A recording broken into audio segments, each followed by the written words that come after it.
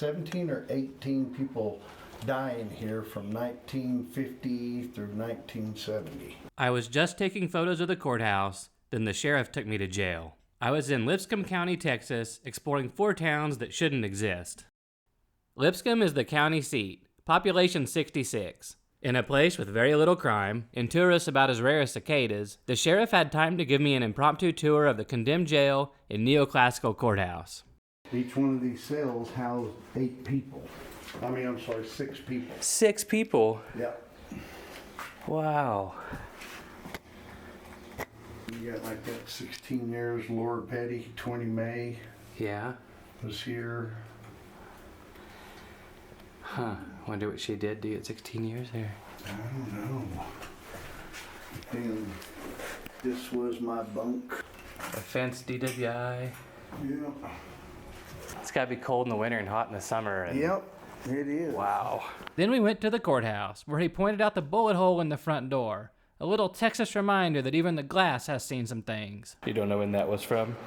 No, I want to say it's probably back in the 20s. Oh, really? It's still there? 30s, yeah. So all the doors and stuff are still original. I used to spell the word county with a V instead of a U. Okay. And it's the old Latin word for versus. The plaintiff versus the court system for law and stuff. So that's why you start seeing the V in all the county and stuff. Judges always leave a message to the next judge that comes along. Yeah. So the best way to leave messages is they leave them notes. That's too cool. See, and that was in 12/9/46, in 53, Wow. in 1935, 1921. Very cool. After my tour of the courthouse with the friendly sheriff, I took a walk around town. In most Texas towns, the courthouse sits on a busy square. Shops, cafes, traffic, the whole deal. But here, the square isn't really a square. It's a perfectly manicured lawn, surrounded by a handful of historic buildings, and then nothing but farmland. It feels like the courthouse and town were built as a movie set and nobody ever took it down. Here's the old saloon, long defunct, but definitely full of stories. I wonder how many brawls broke out in there. The county banned alcohol in 1908, 12 years before Prohibition. Honestly, if I lived here, I'd probably need a drink. But the old liquor store and gas station is now defunct. Across from the courthouse are old houses in picturesque disrepair and some that look really nice.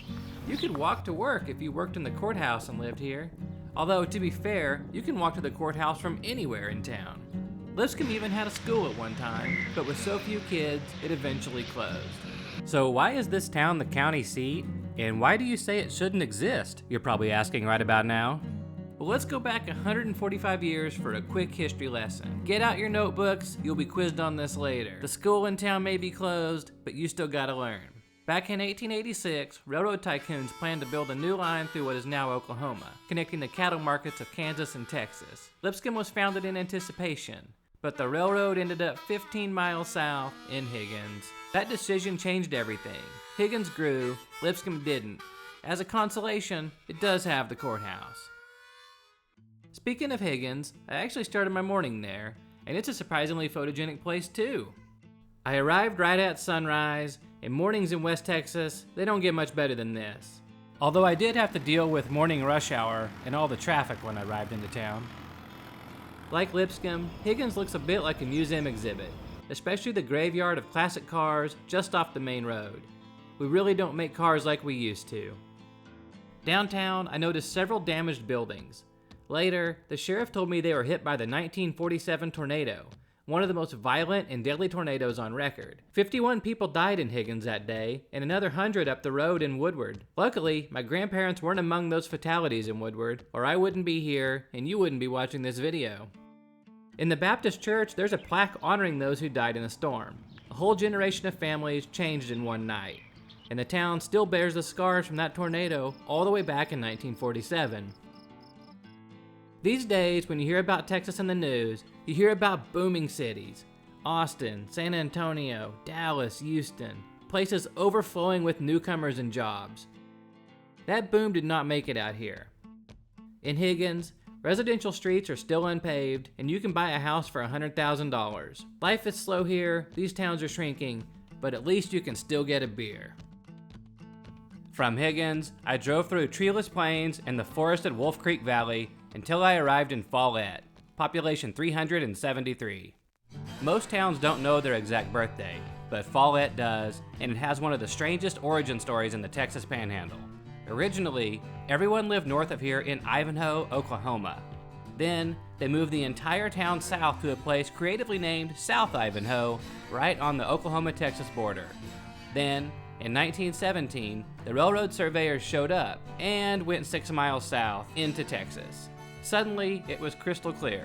Despite moving the town, the tracks had bypassed them. A railroad official told the town leaders, if you want to survive, you're going to have to move your town. And unbelievably, they did. In December 1917, they literally picked up South Ivanhoe and dragged it 6 miles into Texas to create Follett overnight. Steam-powered tractors and horse-drawn wagons hauled the buildings across the fields like a surreal parade of bizarre wooden floats. Today, you can still see the echoes of that determination. A tiny dot of civilization surrounded by endless farmland, built by people so resilient they moved an entire town across the state line. Follett residents get by without Walmart or fast food. They still shop at the local food market, where a sign reminds them to love your neighbors. How wholesome. And who needs McDonald's when you can get a bacon-wrapped hot dog and chili cheese fries for $10? In today's economy, that's basically charity. You can eat it right here under the skyscraper of the plains. My last stop was Darrouzett, a town impossible to spell and tricky to pronounce unless you grew up around here. Its origin story is a lot like Follett's. In 1917, the railroad came through North Texas, and the residents of Sunset, Oklahoma, literally packed up and moved here. Most early settlers were German, and the town still celebrates its heritage with an annual Deutsches Fest. Darrouzett sits in the Kiowa River Valley, a rare patch of trees in the otherwise flat, windswept Panhandle. I visited during an unusually wet spell, so everything was absurdly green. Normally this place gets 22 inches of rain a year, and I think they had about that much rain in the last month. Darrouzett is the most photogenic of the 4 towns I visited in Lipscomb County. Downtown has colorful murals, old wooden facades, Texas flags painted on sheds and draped over grain silos, and classic #Murica sites like this. A vintage truck under an old service station with a grain elevator behind it. There's an old movie theater on Main Street where I'm sure you could see a movie for a nickel back in the day, but you probably had to walk uphill both ways in the snow to get there. Darrouzett was quiet when I visited, and I felt lonely. Even the Friendship Club was closed. And that's when it hit me. The sheriff was so excited to show me around because he was bored. In a county with way more cows than humans, where people are perfectly capable of dealing with problems themselves, thank you very much, he was excited to show someone around. And so I got in my car and headed east to Oklahoma, grateful to have met a friendly sheriff and learned about this fascinating county right across the border.